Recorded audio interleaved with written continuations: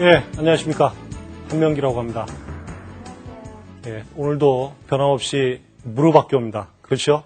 네. 예, 무릎에 앉혀놓고 가르치는 것이 아니라 무릎을 맞대고 이 한국사를 생각해보는 시간입니다. 앉아서 강의를 듣는다라고 하는 것이 결코 쉬운 일이 아닌데 여러분들은 굉장히 꿋꿋하게 잘 듣고 계십니다. 아무리 재미있는 쇼라고 하더라도 조금만 지나면은 다 실증이 나기 마련인데 누구든지 다 강의 들을 때는 졸리게 되어 있는 것이 인간의 속성입니다. 그래서 가끔 학생들에게 그런 얘기를 하죠. 졸 때도 나름대로 방법을 잘 생각해서 졸아라. 뭔 얘기냐면 실제로 앞에서 볼 때 조는 학생들 중에 수가 높은 학생들이 있어요. 대체 이제 안경을 쓰고 그 위에 비치는 형광등하고 안경의 각도를 생각해서 이 형광등이 안경에 잘 비치면 앞에서 눈을 감고 있는지 뜨고 있는지 어떤 경우에는 저 사람이 강의를 제대로 하나 이렇게 노려보고 있는 것처럼 보여가지고 조는 거는 고사하고 상당한 이 긴장감을 느낄 때가 있는데 여러분들의 대단히 뚜렷하신 눈망울을 보니까 나름대로 책임감을 느낍니다. 그래서 오늘 무릎학교의 사회 강의는 커다란 목표를 잡지 않겠습니다. 제가 늘 말씀드리지만 일단 여러분을 졸리지 않게 하는 것이 오늘 강의의 목표입니다. 아시겠죠? 네. 지난 시간에 우리가 살펴본 것은 바로 고려의 무인 정권이었습니다. 이 문신 귀족들의 정치 권력의 독점, 사회적 부의 독점, 또 문화적 권력의 독점, 이런 데 대해서 문제를 느끼고 있던 무인들이 1170년에 이 피비린내 나는 쿠데타를 일으켜가지고 이 문신들을 일망타진한 다음에 의종을 살해하고 고려 국가의 권력을 무신들이 차지했습니다.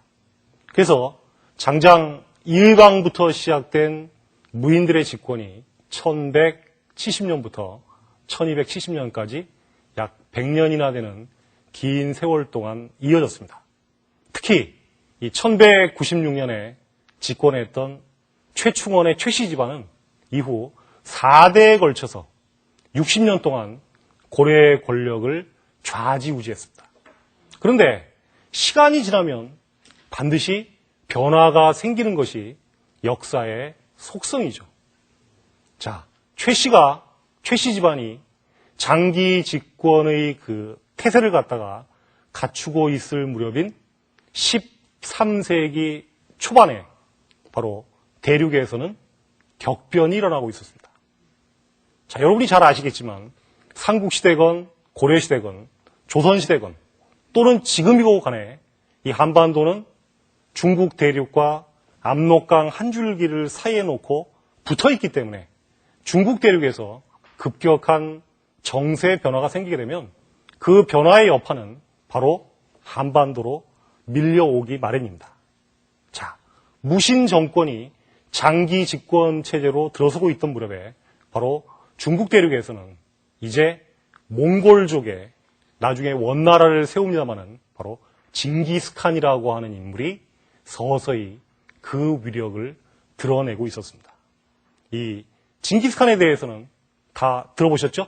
네. 네, 대답을 아주 시원하게 하시는데 이런데 되게 질문하게 되면 나는 강의 들으러 왔지 질문 받으러 온 게 아닌데 학생들도 그래요. 되게 보면 막 눈을 아래로 깔고 또 질문, 그다음에 리포트 이런 얘기만 들으면 되게 학생들은 이 수강시청 변경을 꿈꾸는데 여러분들은 보니까 그 질문에서 아주 시식하게 대답을 잘 하십니다.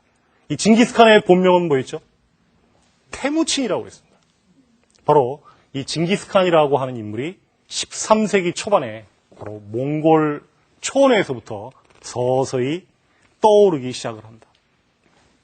자, 여기 PDP에 이 징기스칸의 얼굴이 나와 있습니다만은 제가 관상을 잘 보지는 못하지만 우선 이 인물에서 가장 특징적인 게 어떤 부분입니까?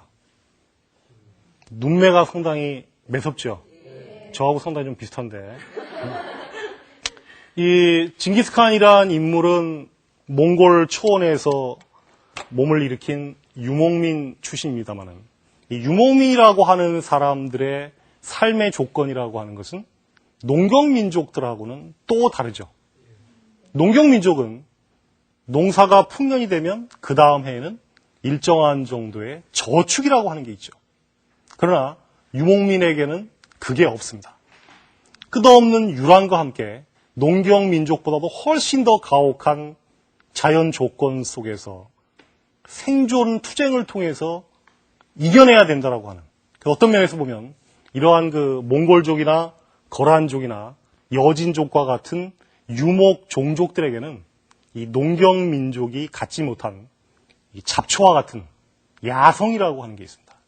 이 조금 전에 보신 이 징기스칸의 얼굴에서도 저는 야성이라고 하는 것을 읽게 되는데, 바로 그러면 왜 이 징기스칸의 몽골이 그토록 빠른 시간 안에 세계 최대의 대제국을 건설하느냐? 그건 바로 기본적으로 유목민족이 갖고 있는 야성이 있었습니다. 뿐만 아니라 기동력이라고 하는 게 뛰어났죠. 또 그 기동력과 야성을 가지고 점령한 지역에서 자기들에게 어느 수준 이상의 저항을 하게 되면 무자비한 학살을 자행합니다. 자, 우리는 이런 얘기 들어보셨죠? 아이가 막 울면은 아이의 울음을 그치게 하려고 어떻게 합니까? 울지 마. 호랑이 온다. 옛날 얘기도 나오죠? 그래서 결국 곶감이 호랑이보다 더 무섭다 이런 얘기도 나오는데, 이 서양 중세의 징기스칸이 나타난 이후에는 어떤 얘기까지 있었냐면, 아이가 울면 울지 마. 징기스칸이 온다. 몽골병이 온다. 즉 몽골병이라고 하는 것은 당시 유럽 사람들에게도 그만큼 공포의 대상이었다라고 하는 것을 의미하는 것이죠. 즉 기동력의 타고난 야성에 전사로서의 능력을 갖춘 데다가 바로 어떤 면에서는 이 무자비할 정도의 상대방에 대한 이 제압하려는 의도, 이러한 것들이 바로 몽골이 세계의 제국을 만드는 원동력이 되었던 것이죠. 그런데 이 최씨 무신 정권이 이어지고 있던 무렵에 당시 중국 대륙에는 몽골 말고도 중국 대륙을 사실상 지배하고 있던 제일 큰 강자는 바로 여진족의 금나라였습니다. 근데 이제 이 몽골족의 징기스칸이 일어나가지고 여진족의 금나라를 공격하기 시작을 하죠. 그런데 당시 화북 지역과 만주 지역에는 이러한 여진족의 금나라의 지배를 받던 거란족이라는 종족도 있었어요. 그런데 계속 징기스칸이 금나라를 몰아붙이니까 이 여진족 금나라의 지배를 받고 있던 거란족 중의 일부가 요동 쪽에서 고려 국경 쪽으로 몰려오는 족속들이 있었습니다. 그러니까 징기스칸의 등장이라고 하는 것은 금나라가 지배하고 있던 만주 지역의 세력 판도에까지 영향을 미치기 시작했던 것이죠. 그래가지고 이 몽골의 고려에 대한 침략은 1231년에 처음으로 시작이 되지만 이 몽골과 고려가 처음으로 만났던 것은 바로 그 이전이었습니다. 정확히는 언제냐 하면 이 1219년에 아까 말씀드린 몽골족으로부터 일어난 파동에 따라서 고려 쪽으로 몰려오던 거란족을 막기 위해서 고려가 방어태세를 취하고 바로 그 거란족을 쫓아서 몽골족이 오게 되면서 1219년에 처음으로 고려와 몽골이 만나게 됩니다. 이게 바로 1219년이 고려와 몽골의 첫 만남이었죠.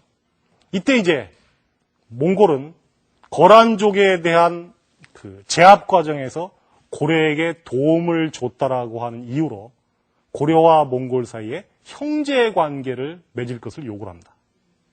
이렇게 해서 1219년에 고려와 몽골은 처음으로 형제 관계를 맺게 되죠. 그런데 이 형제 관계를 맺은 이후로 몽골은 고려에게 너무나 많은 경제적 대가를 요구하게 됩니다. 이제 그러다 보니까 자연히 고려에서는 이러한 몽골의 지나친 경제적 요구에 대한 어떤 반감 같은 것이 일어나고 있었는데 정확히 25년인가요? 이 몽골 사신한 사람이 고려에 왔다가 고려에서 교섭을 마치고 돌아가는 길에 피살되는 사건이 벌어집니다. 그러니까 이제 고려에 보냈던 사신이 죽었다 이 말이죠. 그러니까 이제 이 몽골 사신 당시 그의 이름이 저고여라고 했는데 이 저고여라고 하는 인물이 죽은 것을 계기로 해서 몽골은 고려에게 처음으로 침입을 해오기 시작을 합니다. 이게 바로 몽골의 첫 침략의 계기가 되었던 사건이죠. 바로 저고여의 피살입니다. 그런데 몽골의 침략은 1231년부터 모두 6차례에 걸쳐 이루어집니다. 자, 아까 세계 최강의 기마군단에다가 어떤 면에서는 잔인성까지 겸비한 몽골로부터 6차례나 침략을 받고 그 6차례나 되는 침략과 고려가 맞서 싸웠다라고 하는 것은 당시 고려가 얼마나 큰 피해를 받느냐. 그걸 우선 암시하는 것이 될 것이고 또 하나는 고려의 저항 정신이 또한 얼마나 강했던가. 그걸 갖다가 동시에 보여주는 거라고도 할 수가 있죠. 그런데 첫 번째, 두 번째 정도의 침략에 대해서는 고려가 한때는 제대로 막아냈던 적도 있습니다. 특히 2차 침략 때는 이 처인성, 용인이라고 하는 곳에서 벌어진 전투에서 몽골족의 장군을 이 김윤우라고 하는 고려 사람이 직접 쏘아 죽이는 그런 전과를 올리기도 했습니다. 하지만 세계 최강의 몽골의 기마군단을 맞아서 고려가 계속 승리를 장담하기는 어려웠던 거죠. 그 이유는 우선 뭐냐면 아까 말씀드렸죠. 몽골의 침략이 시작되었을 무렵에 고려의 지배자는 누구였다? 최씨 정권이지 않았습니까? 최씨 무인 정권이었습니다. 왜 그러면 고려가 장기간 몽골에게 항전하기가 어려웠느냐? 바로 최씨 무인 정권이 기본적으로는 자신들의 정권의 안보를 지키기 위해서 사병을 양성하는 데 힘을 기울였습니다. 사병이 양성되면 오늘날 우리가 국군이라고 부르는 국가 전체를 위해서 싸우는 군인보다는 자기 집안의 정권 안보를 위해서 싸우는 군인으로서의 성격이 훨씬 강한 거 아니겠어요? 네. 그러다 보니까 최씨 정권이 사병을 틀어지고 있는 상황 속에서 그 막강한 몽골의 기마군단을 지방에 있는 고려의 국군들이 제대로 맞서서 싸운다라고 하는 것은 대단히 어려운 일이었죠. 그래서 결국 잘 아시겠지만 최씨 정권은 몽골의 침략이 계속되니까 어떤 결정을 내리냐면 바로 수도를 옮기려고 시작을 하죠. 어디로 옮깁니까? 강화도. 강화도 아시죠? 네. 많이 가보셨죠? 네. 뭐 지금은 인천시에 소속이 된 그 서해안에서 가장 그 명승지이자 이 고적이 많이 있는 그 강화도인데 이 강화도는 바로 최씨 무인 정권의 몽골에 대한 어떤 저항의 역사가 서려 있는 굉장히 유서 깊은 곳입니다. 자, 그러면 최씨 무인 정권은 왜 강화도로의 천도를 생각했을까요? 자, 일반적으로 볼 때 이 유목민족들은 대체로 바다에 약했습니다. 육지에서는 그 말을 달리면서 그 엄청난 기동력 그리고 그 싸움 능력을 갖고 있었지만 이 바다에는 맥을 못 쳤죠. 그러니까 실제로 그 김포 쪽에서 오늘날 강화대교가 연결되어 있는데 그 가보면은 한 1km도 안 되는 저 바다를 못 건너가서 몽골족이 저기서 그저 바라만 보고 발만 동동 구르고 있었을까? 그런 생각이 드는데 재미있는 건 뭐냐면 이 조선시대 1627년에 여진족의 나중에 청나라가 쳐들어왔을 때에도 당시 조선의 인조정권은 어디로 피난했냐면 바로 강화도로 피난했었습니다. 그러니까 우리나라 고려시대 이후로 역대의 왕조들에게 강화도는 전쟁과 같은 외침과 같은 유사시에 바로 왕실의 안전을 지키기 위한 피난처로서 일단 중요한 역할을 갖다가 했던 것이죠. 자, 그런데 최씨 정권이 강화도로 들어간 것은 굉장히 의미가 있습니다. 장기간 항전을 가능하게 했다라는 점에서는 의미가 있어요. 자, 여기 이제 강화도의 평면 지도가 나와 있는데, 이렇게 강화도에다가 이제 성을 쌓고 거기에 궁궐. 이 지도는 이 근본적인 모순 때문에 건물은 하나도 안 나와 있고 붉은색으로 점 하나 꽝 찍어놨지만, 사실 피난간 궁궐을 화려하게 지었을 뿐만 아니라 당시 집권자였던 최충원의 아들 최우를 위한 저택까지 여기에다 다셨던 겁니다. 그리고 최 씨를 따라갔던 일반 문무 관료들도 바로 이 궁궐 주변에 화려한 저택들을 짓고 살았어요. 그러면 이 강화도라고 하는 좁은 섬에서 생산되는 쌀이라든지 이런 경제적 기반을 가지고 이 엄청난 궁궐과 저택들을 유지할 수는 없어요. 결국은 다 어디서 세금을 거두는 겁니까? 바로 강화도 맞은편에 있는 육지로부터 세금을 거두는 것이죠. 그러니까 우리가 이렇게 생각할 수 있습니다. 최 씨 정권의 입장에서는 강화도로 피난을 해서 장기 저항 태세에 들어간 것이 상당히 의미 있는 일일 수 있었지만, 육지에 남아서 몽골군에게 직접 위협에 노출되어야 했던 일반 백성들이 보기에는 최 씨 정권이 좋게만 보일 리가 없었겠죠. 그렇지 않겠습니까? 네. 최 씨 정권이야 막대한 병력을 거느리고 강화도로 가서 바다가 막아주는 천혜의 요새에서 등 따뜻하게 잘 수 있지만, 일반 백성들은 몽골이 침략할 때마다 그들의 칼끝에 직접 노출될 수밖에 없습니다. 특히 1250년대에 시작된 제6차 침입에서는 자그만치 포로로 잡혀간 사람만 20만 명. 그러니까 죽은 사람은 부지기수겠죠. 거기에 온 주연이 다 잿더미가 되었다라고 하는 그런 얘기가 나올 정도로 이 육지에 남아있는 고려 백성들의 피해라고 하는 것은 이루 형언할 수 없을 정도로 비참한 것이었습니다. 바로 최 씨 정권의 강화도로의 천도가 갖는 빛과 그림자가 거기에 있었던 것이죠.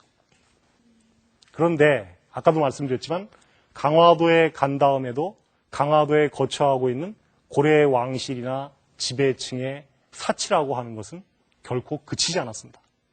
또 여러분 잘 아시겠지만 몽골의 침략을 부처님의 힘을 빌어서 막아내겠다고 해서 바로 8만 대장경판을 강화도에서 만들지 않습니까? 기억나시죠? 네. 예. 바로 이게 오늘날 합천 해인사에 보관되어 있는 8만 대장경판입니다.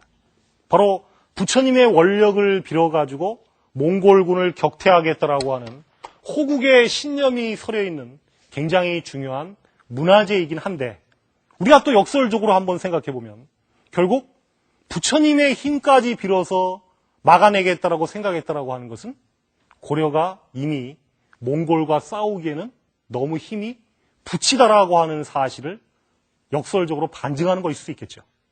그렇지 않습니까? 네. 자, 그러면 이 많은 8만 대장경을 새기고 조판하는데 들어가는 비용은 결국 다 어디서 나오겠습니까? 바로 육지에서 백성들에게 거두는 세금이겠죠. 그런데 그 백성들은 점점 더 몽골과의 전쟁이 장기화되면서 죽어가거나 납치되거나 피해를 입는 경우가 많아집니다. 그러니까 시간이 지날수록 육지에 있는 백성들이 버티기가 어려워지는 것이고, 육지에 있는 백성들이 버티기가 어려워지면 강화도의 지배층들이 세금을 거둘 수 있는 방법도 점점 없어지게 되는 거 아니겠어요? 그러니까 악순환입니다. 그러다 보니까 자연히 이제 백성들 중에서는 이 강화도에 들어가서 자기들만 살겠다라고 생각하는 지배층에 대해서 반감을 품고 반란을 일으켜가지고 심지어는 몽골군에게 투항하는 사람들까지 나타나기 시작을 하는 것이죠. 1250년대가 되면 그러합니다. 그러니까 이제 최 씨 정권의 이 강화도에서의 저항이라고 하는 것이 상당한 한계에 부딪혔다라고 하는 그런 상황이 이루어집니다.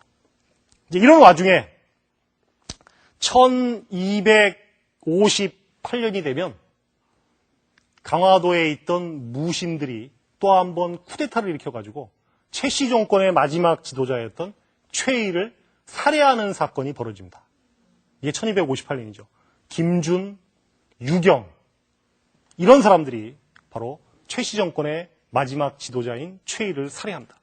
이렇게 함으로써 이제 강화도에서 최씨 정권은 그 60년간의 부귀영화가 끝나게 되는 겁니다. 그리고 이제 이후부터는 이 강화도에 들어가 있는 고려 지배층을 중심으로 해가지고 이제 더 이상 버티기 어려우니까 육지로 나가서 몽골에게 항복해야 된다라고 주장하는 파. 또 무인 집정들은 여전히 끝까지 여기에서 저항해야 된다라고 하는 파. 이런 파가 나서서 격렬한 정치적 대립을 벌이게 되죠. 근데 이제 고려의 나중에 원종이 되었던 사람, 이 세자가 그러니까 고종의 아들이었습니다. 이 고종의 아들이 바로 1259년에 몽골의 요청을 받아들여가지고 바로 중국 땅으로 들어가서 당시 몽골의 황제가 되기 직전인 쿠빌라이라고 하는 사람을 만납니다. 쿠빌라이라고 들어보셨죠? 예. 그래서 그동안 몽골은 강화도로부터 고려조정에게 나오라고 그렇게 얘기했는데도 안 나오다가 직접 세자가 중국 대륙으로 자기 쿠빌라이를 찾아오니까 한편으로는 굉장히 반가웠겠죠. 그래서 바로 이 1259년에 나중에 원종이 된 이 세자와 쿠빌라이 사이에서 일종의 협상이 벌어진 것이죠. 즉 고려 조정이 육지로 나올 경우에 어떤 방식으로 대접을 해주겠다. 즉 몽골은 최소한 고려 왕실의 유지는 보장한다. 또 고려가 갖고 있는 나름대로의 정체성에 대해서도 인정한다. 그 대신 무조건 빨리 육지로 나와서 우리에게 항복하라라고 하는 이런 조건을 제시하게 되는데, 그러나 아까 왜 1258년에 최의를 살해하고 그 뒤에 강화도를 차지했던 김준이나 이런 무신 집권자들은 안 나가려고 하죠. 나가지 않으려고 합니다. 이런 와중에 결국은 마지막에는 무신 집권자들 내부에서 또 다른 갈등이 일어나서 자기들끼리 정권이 교체되어 가지고 1270년대가 되게 되면 결국 고려 지배층은 바로 강화도를 나와서 몽골에게 결국은 항복을 하게 됩니다. 그래서 몽골에게 이제 강화도를 나와서 항복을 하게 되었다라고 하는 얘기는 역사적으로 뭘 의미하냐면 이제 고려의 무신 정권이 끝나게 되었다라고 하는 것을 의미하게 되는 겁니다. 그리고 잘 아시죠? 그때부터 고려의 왕들은 몽골의 누가 됩니까? 부마가 되죠. 부인을 전부 몽골 여자로 얻게 되고 왕의 이름에는 반드시 충자가 들어가지 않습니까? 충렬왕, 충선왕, 충몽왕 이런 식으로.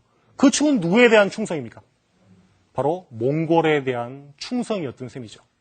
그래서 최씨 무인 정권이 강화도로 들어가서 수십 년을 버티면서 저항을 했지만 고려는 결국 장기간의 항쟁에 따른 여러 가지 부담을 견디지 못하고 육지로 이른바 출륙이라고 하는 것을 단행하게 되는데 결국은 이 과정에서 외세의 압박에 의해서 고려에서 무신 정권이 끝나게 되었던 겁니다.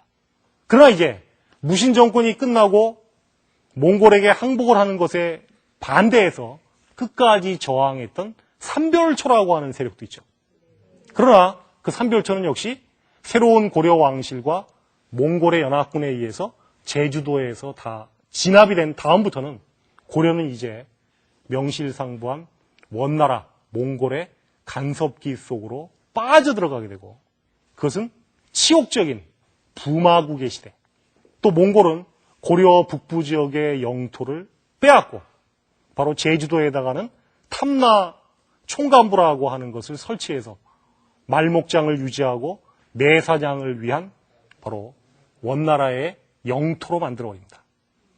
이제 이러한 몽골의 거의 속국 가까운 성격으로 어떤 그 항복했다라고 하는 사실은 이 무신 집권기에 이미 드러나기 시작한 고려 내부의 사회적 모순에다가 이제 몽골 사람들이 고려의 거의 상층으로 존재하기 시작하면서 외부로부터의 어떤 민족적인 모순까지 겹쳐지면서 고려사회는 이제 안팎으로 해체될지도 모른다라고 하는 크나큰 위기의식 속으로 빠져들어갔던 겁니다.